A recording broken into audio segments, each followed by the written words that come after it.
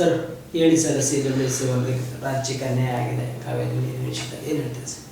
CWRCಯ ಒಂದು ತೀರ್ಪನ್ನು ನಾನು ಧಿಕ್ಕರಿಸಬೇಕಾಗಿದೆ, ಇದನ್ನು ವಿರೋಧಿಸಬೇಕಾಗಿದೆ. ಯಾಕೆಂತಂದರೆ ಕರ್ನಾಟಕದಲ್ಲಿ ನಮಗೆ ಒಂದು ಬರಗಾಲದ ಪರಿಸ್ಥಿತಿ, ಬರಗಾಲದ ಛಾಯೆ ಇರ್ತಕ್ಕಂಥದ್ದು ಇಡೀ ಜಗತ್ತಿಗೆ ಗೊತ್ತಾಗ್ತಾ ಇದೆ. ಇಂಥ ಪರಿಸ್ಥಿತಿಯಲ್ಲಿ ನಮ್ಮ ಕರ್ನಾಟಕ ರಾಜ್ಯದಲ್ಲಿ ಇರ್ತಕ್ಕಂಥ ಇದಕ್ಕೆ ಜಲಸಂಪನ್ಮೂಲ ಇಲಾಖೆ ಇರ್ಬೋದು, ಇದಕ್ಕೆ ಸಂಬಂಧಪಟ್ಟಂಥ ಅಧಿಕಾರಿಗಳಿರ್ಬೋದು, ಇದಕ್ಕೆ ಸಂಬಂಧಪಟ್ಟಂಥ ಮಂತ್ರಿ ಇರ್ಬೋದು, ಇವರು ಮುನ್ನೆಚ್ಚರಿಕೆಯನ್ನು ಅಥವಾ ಮುಂದಾಲೋಚನೆಯನ್ನು ಮಾಡದೆ ಆ ಮಂಡಳಿಯ ಗಮನ ಸೆಳೆಯುವಂಥ ಸರಿಯಾದ ಅಂಕಿಅಂಶವನ್ನು ನೀಡಲಿಕ್ಕೆ ವಿಫಲರಾಗಿದ್ದಾರೆ ಅಂತೇಳಿ ಮೇಲ್ನೋಟಕ್ಕೆ ಸಾಬೀತಾಗಿರೋದ್ರಿಂದ ಇಂಥ ಅಧಿಕಾರಿಗಳಿಗೆ ಮತ್ತು ಇಂಥ ಜನಪ್ರತಿನಿಧಿಗಳಿಗೆ ಇವತ್ತು ನಾವು ಮನವರಿಕೆ ಮಾಡಿಕೊಡ್ಬೇಕು ಅಂತಂದರೆ ಅವ್ರಿಗೆ ಸರಿಯಾದ ತಿಳುವಳಿಕೆ ಕೊರತೆ ಇರೋದ್ರಿಂದ ಇವತ್ತು ರೈತ ಪರ ಹೋರಾಟಗಾರರು, ಕನ್ನಡ ಪರ ಸಂಘಟನೆಯವರು ಇವತ್ತು ಅವ್ರಿಗೆ ಒಂದು ಶಿಕ್ಷಣವನ್ನು ಕೊಡಬೇಕಾ ಅಂತಕ್ಕಂಥ ಪ್ರಶ್ನೆ ನಮ್ಮಲ್ಲಿ ಕಾಡ್ತಾ ಇದೆ.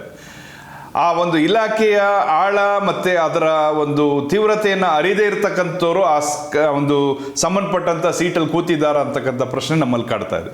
ಹಾಗಾಗಿ ಇಂಥ ವ್ಯಕ್ತಿಗಳಿಗೆ ಒಂದು ತಿಳುವಳಿಕೆಯನ್ನು ಕೊಡಬೇಕಾಗಿರ್ತಕ್ಕಂಥ ರಾಜ್ಯ ಸರ್ಕಾರ ಮತ್ತು ಈ ಮುಖ್ಯ ಕಾರ್ಯದರ್ಶಿಗಳೇನಿದ್ದಾರೆ ಅಥವಾ ಮುಖ್ಯಮಂತ್ರಿಗಳೇನಿದ್ದಾರೆ, ಇವರು ಇನ್ನೂ ಎಲ್ಲೋ ರಾಜಕೀಯ ಒಂದು ತಮ್ಮ ಖಾತೆ ಹಂಚಿಕೆಯಲ್ಲೇ ಸಮಯನ ವ್ಯರ್ಥ ಮಾಡ್ತಾ ಇರ್ತಕ್ಕಂಥದ್ದು ಅಥವಾ ಈ ರೀತಿಯ ಎಲ್ಲೋ ಒಂದು ಕಡೆ ಮುಂದಾಲೋಚನೆ ಇರಬೇಕಾಗಿರ್ತಕ್ಕಂಥವ್ರು ಆ ಆಲೋಚನೆ ಕಡೆ ಗಮನ ಕೊಡದೆ ಎಲ್ಲೋ ಸಮಯ ವ್ಯರ್ಥ ಮಾಡಿದ್ದಾರೆ ಅಂತಕ್ಕಂಥದ್ದನ್ನು ನಾವು ಇವತ್ತೆಲ್ಲರೂ ಸಹ ತೀವ್ರವಾಗಿ ಖಂಡಿಸಬೇಕಾಗಿದೆ.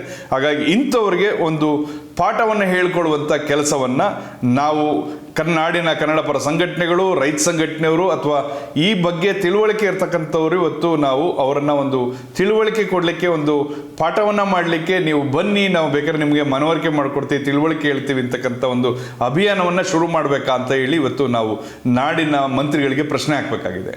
ಅದೇ ಇವಾಗೆಲ್ಲ ಒಂದು ಕಡೆ ಕೂತು ನೀವು ಈ ಥರ ತಿಳುವಳಿಕೆ ಹೇಳ್ತೀನಿ ಅಂದರೆ ಆಗಲ್ಲ. ಅದಕ್ಕೆ ಯಾವ ರೀತಿ ಅಂದರೆ ಅವ್ರ ಮನೆಗಳ ಮುಂದೆನಾ ಅಥವಾ ಅವ್ರ ಕಚೇರಿಗಳ ಮುಂದೆನಾ ಮಾಡ್ತೀರಾ ಅಂತ? ಈಗ ಸಾರ್ವಜನಿಕವಾಗಿ ನಾವು ರಸ್ತೆ ತಡೆಯನ್ನು ಮಾಡಿದಾಗ ನಮ್ಮ ಜನರಿಗೆ ನಮಗೆ ಹೊರೆ ಆಗುತ್ತೆ, ಅಥವಾ ನಮ್ಮ ಜನರಿಗೆ ನಾವು ತೊಂದರೆ ಕೊಟ್ಕೊಂಡಂಗಾಗುತ್ತೆ.